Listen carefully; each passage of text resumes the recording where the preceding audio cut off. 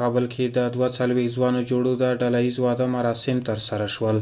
د هیواد له بېلابېلو ولایتونو څخه د 42 ځوانو جوړو د ډلهییز واده مراسم د عمران خیریه بنسټ او وصال کوثر کلتوري ټولنې لخوا د کابل ښار د ودونو په یو تالار کې ترسره شول.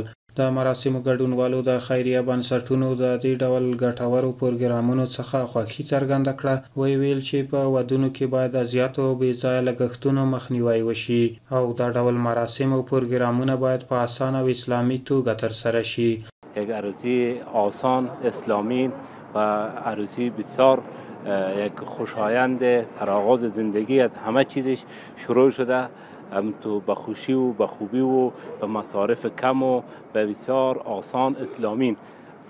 ما از تمام مردم افغانستان خواهش میکنیم که مصارف زندگیشان هرچی آسانتر بگیره، هرچی کمتر بگیره بهتر است، به خاطر از اینکه تمام جوانا به پشت بخت خود برسه، چه همشیرای ما چه برادرای ما انشاءالله همیشه کلشان خوشبخت باشه، یک زندگی را آغاز کنه، زندگی پر از میمنت، پر از خوشی. همین عروسی‌های دست جمعی همیان برای فعلا ما مردم افغانستان خصوصا همین پدر مادرای ما خودشون رو مقایسه میکنن. بعضی پدر مادرها خودشون رو مقایسه میکنن که فلانی داروسی 3 لک مصرف کرد، داروسی 10 لک مصرف کرد، تو باید اینقدر مصرف کنی.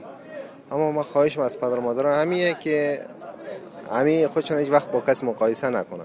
ازدواج را خلاف رسم و رواجی که امروز بسیار با پرهزینه و با فرهنگ های مختلف برگزار میشه، تصمیم گرفتیم که ساده و آسان برگزار کنیم. دیگه با مخالفت بسیار شدید چه از هر دو طرف خانواده قرار گرفتیم، اما خوشبختانه دستور خدا و رسولش اجرا کردیم. بسیار با فرصت کم تانستیم. پول و مصارفی که دیگه تویا میدن در سالونای دیگه بیاین کمی هم زارا اینجا بیدن و با ثوابترین و بهترین عروسی دستجیمی شرکت کنن. اون قدر پولی که دارن مصارف زندگی بعد از عروسی مصرف کنن و در یک جای صحیح مصرف کنن، برای زن خود، برای اولاد خود، برای خانه خود یک چیزی بخرن.